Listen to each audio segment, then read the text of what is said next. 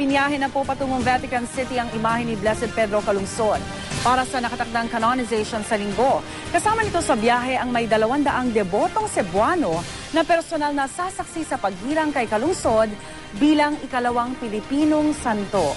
Nakatutok si Monching Austero ng GMA Cebu. Mag-aalas 3 pa lang ng madaling araw, unti-unti nang dumagsa ang mga deboto sa shrine ni Blessed Pedro Calungsod sa loob ng compound ng Archbishop Residence.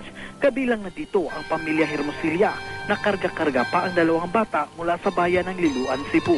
Hindi maiwan ni Ave Marie ang kaniyang 1 kalahating taong gulang na anak na si John Joseph Anthony. Sa akong anak, tagal siyang puso sa paglakaw niya.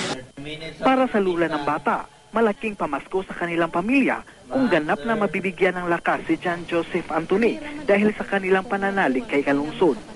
The more trials you have, the more ka mo good it sa Ginoo. Di gyud ka mawadaan sa imong hope.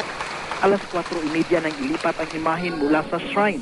Nagkaroon ng motorcade sa Osmeña Boulevard hanggang sa dumating sa katedral. Bandang tanghali, dinala na ang imahin sa Mactan International Airport. Nagkaroon muli ng prayer service sa chapel ng airport at dahil itinuturing na isang pasahero ang imahin ng biyato, di na ito dinaan sa x-ray machine. Di tulad ng mga ordinaryong bagahe.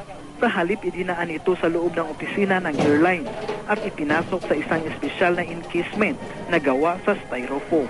Pinimbang ang imahe, 40 kilos. Si Father Charles Luis Jaime ang kustodya ng official image ni Calungsod. Kompleto ang ating buhay, pinaaki sa pagbubuhan, pinaaki sa pagsunod, sa mga pagdikan, sa mga buhan sa Kristo. Kasama rin sa biyahe ang may 200 debotong Cebuano na dadalo sa canonization. Excited ang mga pilgrim na karamihan ay first time daw makakapunta ng Italy. 9 na oras ang stopover ng eroplano sa Hong Kong bago lumipad diretso sa Roma. Bukas inaasahang makakarating ang imahe sa Vatican. Monching Austero, nakatutok 24 oras.